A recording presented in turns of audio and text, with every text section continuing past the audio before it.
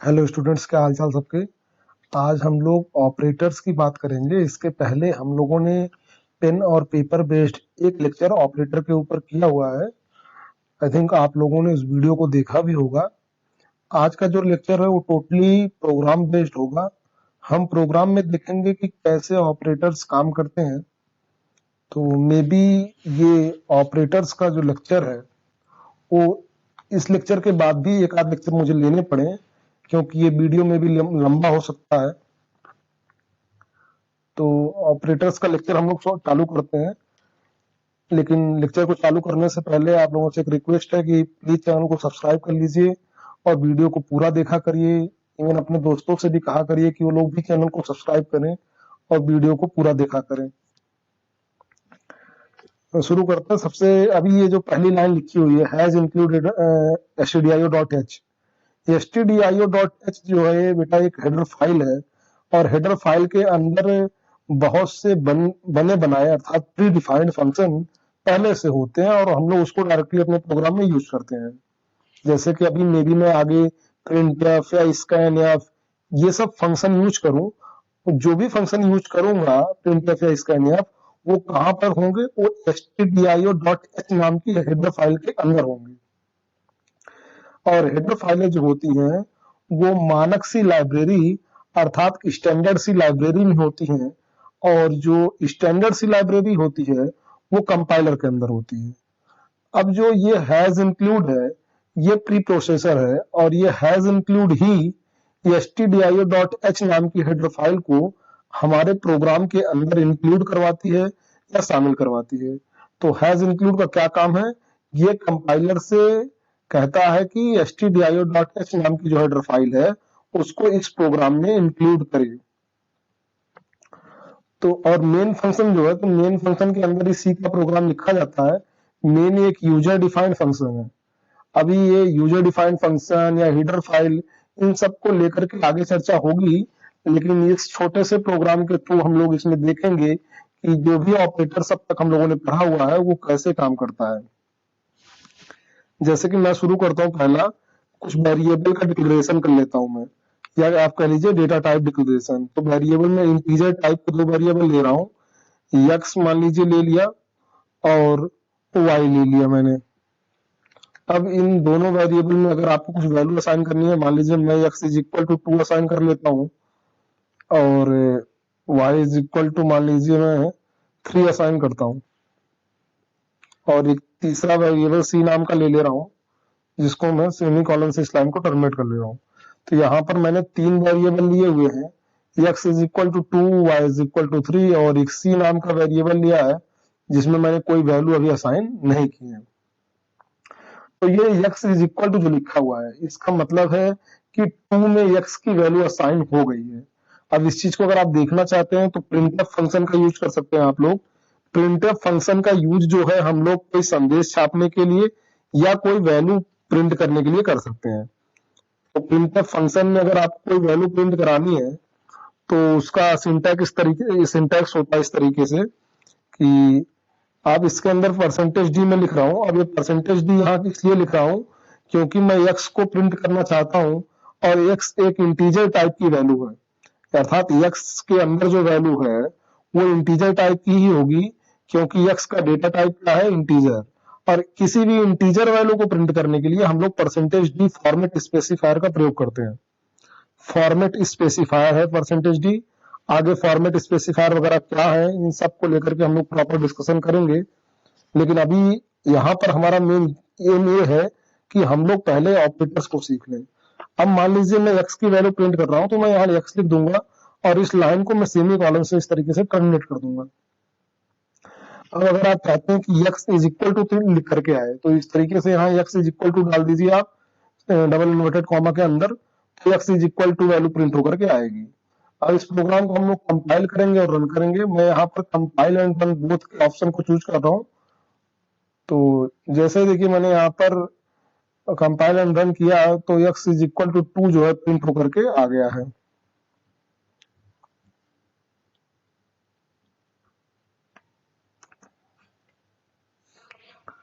तो इनकेस अगर आपको देखना है तो आप इसको मैं जूम कर दे रहा हूँ, आप देख लीजिए। अभी यहाँ पर आप देखेंगे कि x is equal to 2 print होकर के आया है। इसका मतलब x में वैल्यू 2 जो है वो असाइन हो गई है।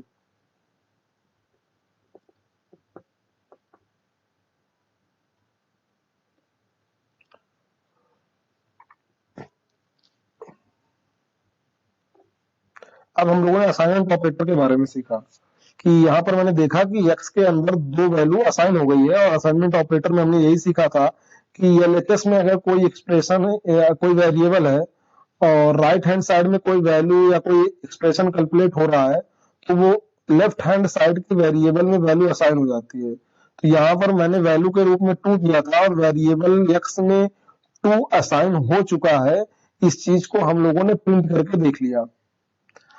अभी नेक्स्ट अगर बात करूं मैं किसी दूसरे ऑपरेटर्स की, तो इसमें मैथमेटिकल ऑपरेटर है। तो वन बाय वन करके हम लोग मैथमेटिकल ऑपरेटर को सीखेंगे। एक एक ऑपरेटर को मैं यहाँ डिस्कशन करूंगा, तो आप लोग देखिएगा। जैसे कि पहला ऑपरेटर है जो है एडिशन का। तो एडिशन ऑपरेटर में यहाँ एक एडिशन ऑपरेशन परफॉर्म कर रहा हूँ। x इज इक्वल टू मैं x प्लस वाई कर रहा हूँ। तो होगा क्या कि x और y की वैल्यू जुड़ जाएंगी, x और y। अब x और y की वैल्यू जुड़ेंगी और c में प्रिंट हो जाएंगी। तो मैं यहाँ c वेरिएबल को प्रिंट कर लेता हूँ। जहां मैंने x लिखा हुआ वहां मैं c लिख ले रहा हूँ। तो अब ये देखिए यहाँ पर प्लस एक ऑपरेटर लगा हुआ। प्लस क्या है? एक एडिशन ऑपरेटर है जो कि एडिशन ऑपरेशन को करवाएगा। यहाँ x की वैल्यू और y की वैल्यू को मैं जोड़ना चाहता हूँ, इसलिए मैंने यहाँ पर जो स्टेटमेंट लिखा हुआ है वो c is equal to x plus y लिखा है। इसका मतलब x और y की वैल्यू जुड़ेंगी और c नाम के वेरिएबल में असाइन हो जाएंगी। और c नाम के वेरिएबल में जो वैल्यू जाएगी उस वैल्यू को हम प्रिंटफ फंक्शन की सहायता से प्रिंट कर रहे हैं। प्रिंटफ फंक्शन का हम लोग यूज कर रहे हैं और ये वैल्यू प्रिंट हो जाएगी। तो इस प्रोग्राम को मैं दोबारा से कंपाइल एंड रन करता हूँ। अब देखिए मैंने कंपाइल एंड रन किया जैसे ही, तो c इज इक्वल टू 5 आ गया। अब यहाँ x इज इक्वल टू 2 था और y इज इक्वल टू 3। तो x और y को जब हम लोग जोड़ेंगे तो 5 आएगा, जो कि मैंने c में स्टोर किया था। तो यहाँ जूम कर रहा हूँ, आप लोग देखिएगा।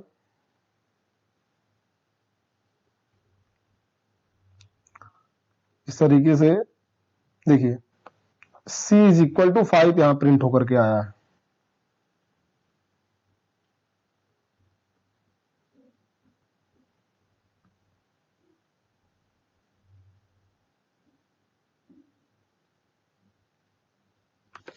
एडिशन के बाद हम लोग जो है चाहे तो जो है हम लोग जो है सब्सट्रैक्शन ऑपरेशन परफॉर्म करके देखेंगे। अभी मैं y माइनस एक्स कर सकता हूँ या x माइनस वाई। तो मैं x minus why he print कर लेता हूँ, x माइनस वाई। अब x 2 है और y 3। तो 2 में से आप जब 3 को माइनस करेंगे 3 को, तो आपको -1 मिलेगा और c में जो कि -1 स्टोर होगा। तो अगर इस प्रोग्राम को अगर मैं कंपाइल एंड रन करता हूँ तो c की वैल्यू जो है वो -1 प्रिंट होकर आनी चाहिए। अभी करके देखते हैं। अब आप देख सकते हैं c is equal to -1 print हुआ है। मैं इसको जूम कर दे रहा हूँ, आप लोग देख सकते हैं। अभी c इज इक्वल टू -1।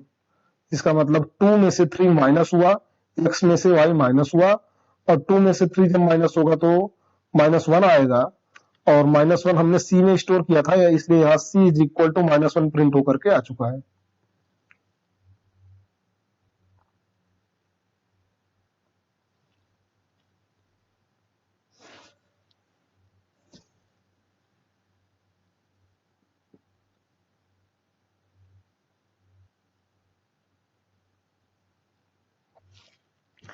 इसके बाद है मल्टीप्लीकेशन ऑपरेशन। तो मल्टीप्लीकेशन ऑपरेशन को हम लोग परफॉर्म कर लेते हैं। x और y के बीच में मैं मल्टीप्लीकेशन करवाता हूँ, और मल्टीप्लीकेशन को हम लोग एस्टेरिस्क सिंबल से डिनोट करते हैं, जिसे स्टार भी आप लोग बोल सकते हैं। अब x और y के बीच में मल्टीप्लीकेशन होगा जो कि 2 और 3 है। तो 2 और 3 के बीच में मल्टीप्लीकेशन ऑपरेशन परफॉर्म होगा, 6 आएगा जो कि c में स्टोर हो जाएगा। तो अभी ये हो जाएगा, इस चीज को हम करके देखते हैं। कंपाइल एंड रन करिए आप प्रोग्राम को। अब आप यहाँ देख रहे हैं c इज इक्वल टू 6 आ गया। क्यों? क्योंकि 2 और 3 में मल्टीप्लीकेशन हुआ है और c में स्टोर हुआ है, इसलिए हमने c को प्रिंट किया तो c इज इक्वल टू 6 आया हुआ है यहाँ पे। तो इस तरीके से आप जो है जब भी मल्टीप्लिकेशन हो गया। अब डिवीजन ऑपरेशन कर लेते हैं हम लोग। डिवीजन करते हैं, मान लीजिए मैं एक्स में कुछ बड़ी वैल्यू असाइन कर लेता हूँ। आप अगर अदरवाइज जीरो आपके रिजल्ट के रूप में मिलेगा, मैं यहाँ 6 कर ले रहा हूँ तो जीरो नहीं मिलेगा अभी। अब आप मल्टीप्लिकेशन इसमें एडिशन ऑपरेशन परफॉर्म करिए। ये है एडिशन ऑपरेटर। अभी मैंने एक्स और वाई के बीच में एडिशन ऑपरेटर का प्रयोग किया हुआ है। अब एक्स की वैल्यू में वाई से डिवीजन होगा और जो भी क्वोशंट आएगा, या आप कह सकते हैं कि जो भी भागफल आएगा वो सी में स्टोर हो जाएगा। अब 6 में आप 3 से जब भी डिवीजन करेंगे तो 2 टाइम डिवीजन जाएगा। इसका मतलब क्वोशंट या भागफल आपका 2 होगा, तो जो कि सी में स्टोर होगा। इसलिए हम सी को प्रिंट करके देखते हैं। 2 हमारा आंसर आना चाहिए।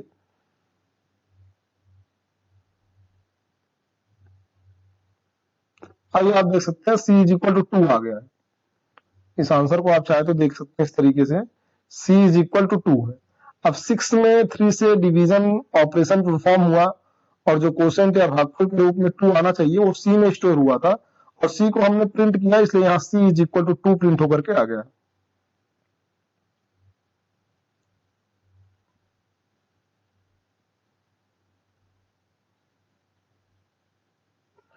नेक्स्ट मोस्ट इंपॉर्टेंट ऑपरेटर है जिसे हम लोग मॉडुलस ऑपरेटर कहते हैं।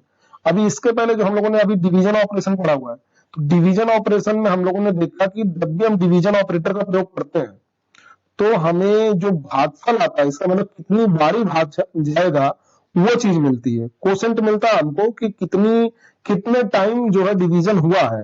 तो अभी 6 में 3 से डिवीजन किया था तो 2 टाइम डिवीजन गया था, तो क्वोशंट या भागफल हमको रिटर्न मिला था। आउटपुट के रूप में हमको भागफल मिला। अभी अगर आउटपुट के रूप में आपको शेषफल चाहिए कि भाग देने के बाद कितना रिमाइंडर बचता है, तो आप लोग जो है मॉडुलस ऑपरेटर का यूज करेंगे। अभी मैं आपके सामने मॉडुलस ऑपरेटर यूज करता हूँ। अब देखिए मैं मॉडुलस ऑपरेटर यूज कर रहा हूँ। अब होगा क्या, एक्स की वैल्यू में वाई से डिवीजन होगा, तो एक्स की वैल्यू है 6 और वाई की वैल्यू है 3।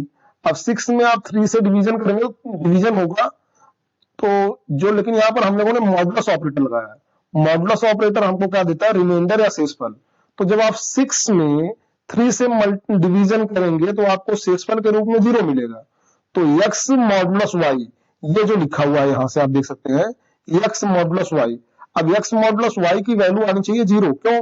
क्योंकि हम लोग जब जब एक्स को या 6 को 3 से डिवाइड करेंगे तो रिमाइंडर क्या मिलेगा, 0 मिलेगा, क्योंकि ये टोटल 2 टाइम्स में 6 आ जाएगा आपका। तो इसलिए 3 की टेबल आप 2 टाइम पढ़ेंगे तो 6 आएगा, तो रिमाइंडर में 0 मिलेगा। तो अभी रिमाइंडर जो है कैसे मिलता है आपको, वो उससे मिलता है मॉडुलस ऑपरेटर से। तो एक्स और वाई के बीच में यहाँ मॉडुलस ऑपरेटर लगा हुआ देखिए ये। अब सी में जो शेषफल आएगा, जो रिमाइंडर आएगा, वो स्टोर होगा। तो रिमाइंडर क्योंकि 0 आ रहा है, आएगा ही 0। आप 6 को 3 से 6 में 3 से जब डिवाइड करेंगे तो रिमाइंडर या शेषफल कह लीजिए 0 आएगा।